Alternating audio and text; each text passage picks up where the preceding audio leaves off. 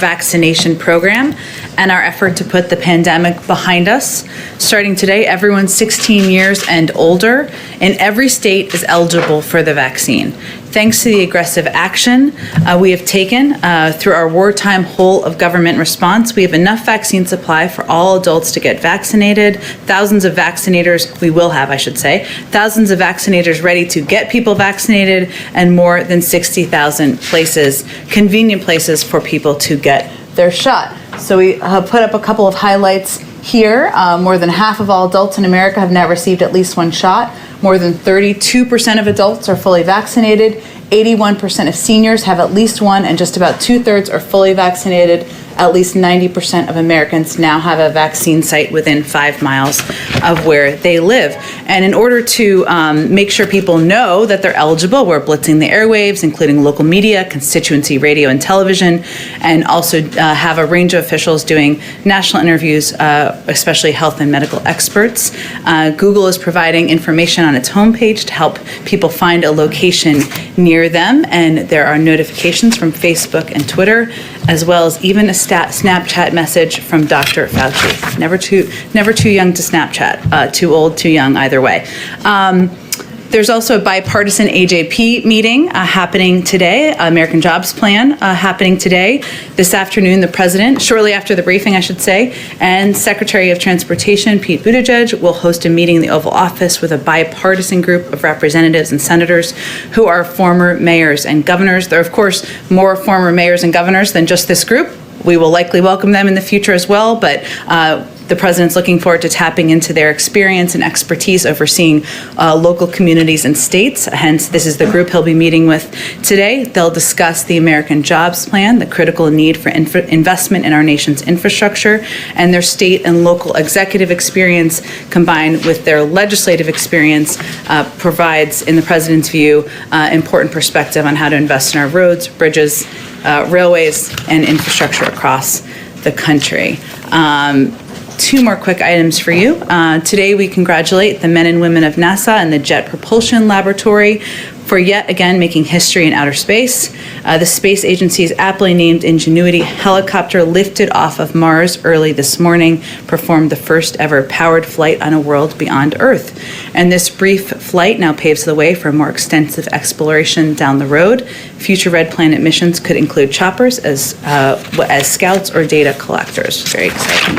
Finally, today, the Department of Housing and Urban Development is announcing the obligation of $8.2 billion in community development block grant mitigation funds for Puerto Rico, along with the removal of onerous restrictions unique to Puerto Rico that limit the island's access to these funds that were allocated following Hurricane Maria in September. And these actions are the latest in an ongoing whole of government effort to support the island's recovery and renewal.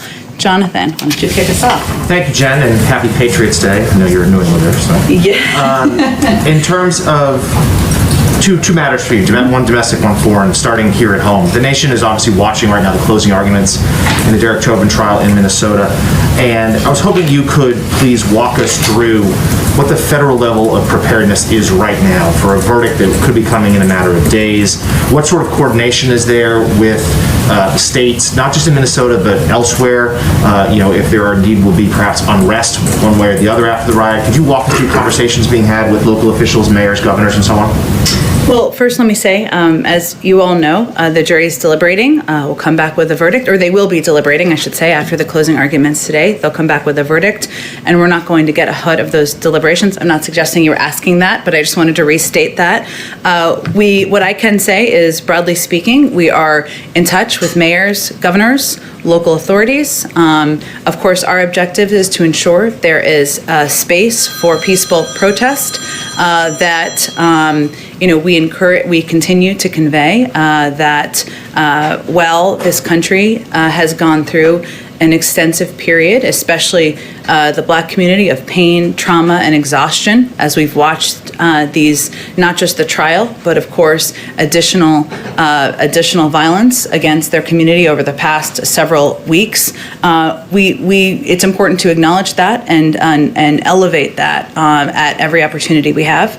But in terms of your question, Jonathan, we're in touch with local authorities, we're in touch with states, with governors, with mayors, and certainly, we will continue to encourage peaceful protests, but we're not going to get ahead of the verdict in the trial. I understand. Is there recommendations about in terms of the National Guard and deployments? Have there been conversations about that? There's a range of conversations about how to ensure that no matter what the outcome, there is space for peaceful protest, but of course we'll let the jury deliberate, and we'll wait for the verdict to come out before we say more about our engagements. Okay. And the other matter, Alexei Navalny, obviously in a Russian prison. There are reports today that he has been removed to a hospital for medical treatment after the hunger strike he has been on.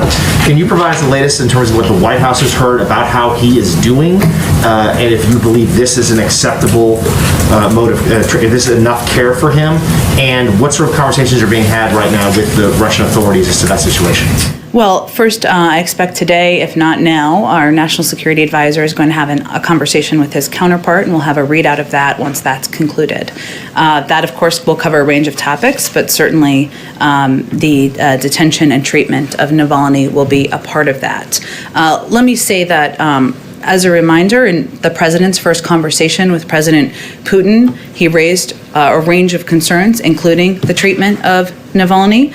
On March 2nd, we announced, in coordination with several key allies and partners, our response to Russia's use of a chemical weapon to poison Alexei Navalny.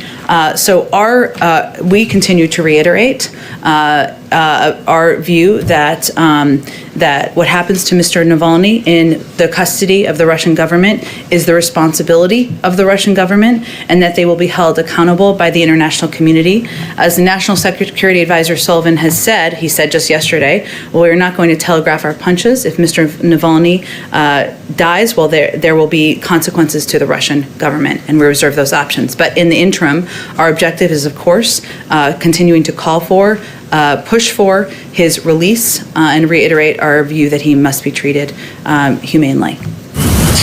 Go ahead. Thanks, Jen. Can you explain where things stand right now when it comes to the refugee ban? First off, the White House said on Friday that actually the 15,000 cap that was set by the Trump administration remained justified. But then later you said, actually, no, the number is going to go up by May 15th. I would dispute that being our characterization on Friday, but let me walk you through what we did announce. Last week's announcement, or Friday's announcement, I should say, was an effort, an important step forward in our view, to reverse the Trump policy that banned refugees from many key regions of the world. So there were many parts of the Middle East, parts of Africa, where refugees could not apply and could not come into the United States. In part as a result of that, there were a very limited number of refugees in the low thousands that had come over in an extensive period of time during the Trump administration. That was an important step in our view. In addition, there had been refugee flights that had not traveled and had not been taking off to come to the United States, and we resumed those flights. This was always meant to be just the beginning. In the announcement we made on Friday, we were clear in the emergency presidential determination that if 15,000 is reached, a subsequent presidential determination would be issued to increase admissions as appropriate.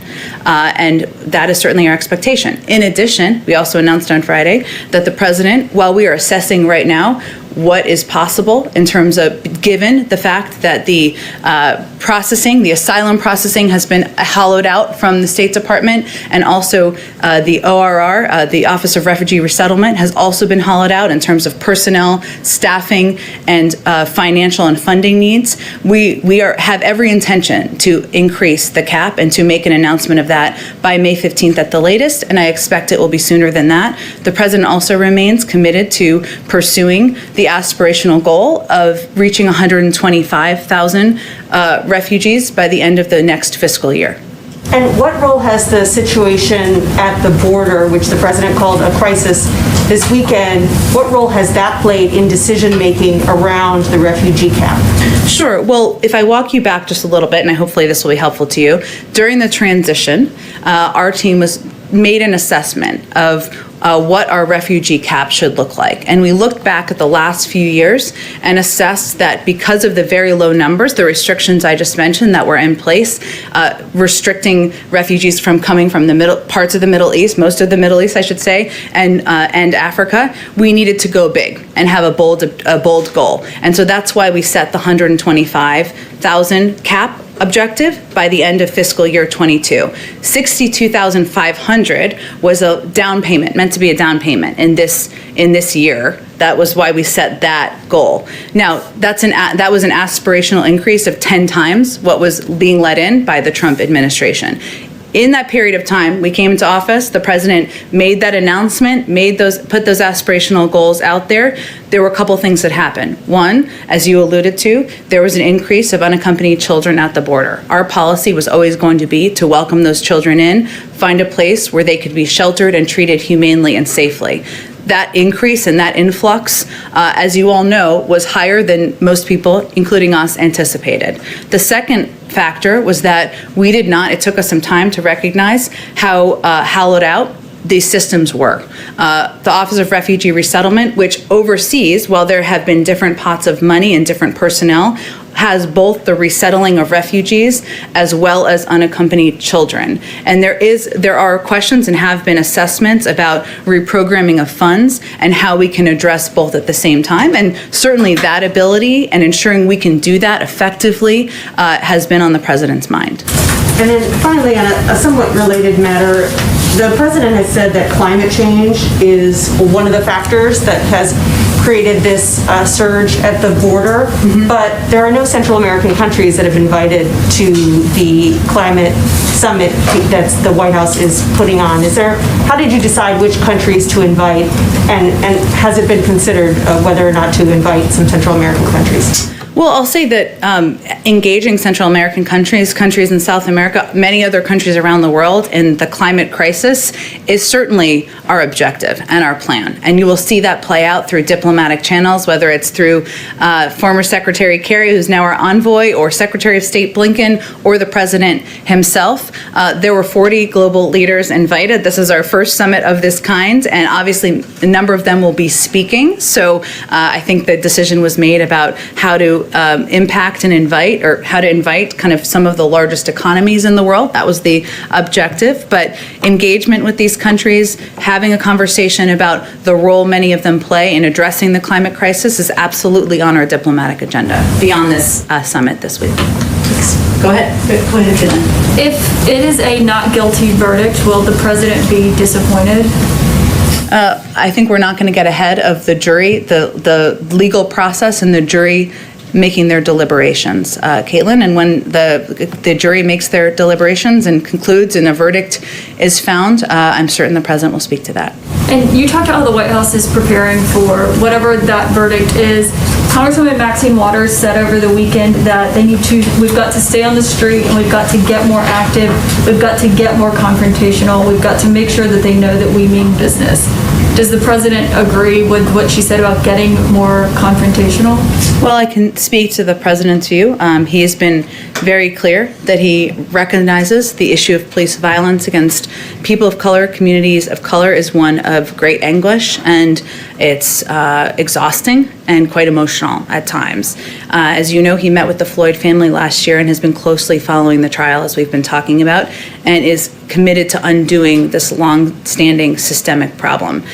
His view is also that exercising First Amendment rights and protesting injustice is the most American thing that anyone can do.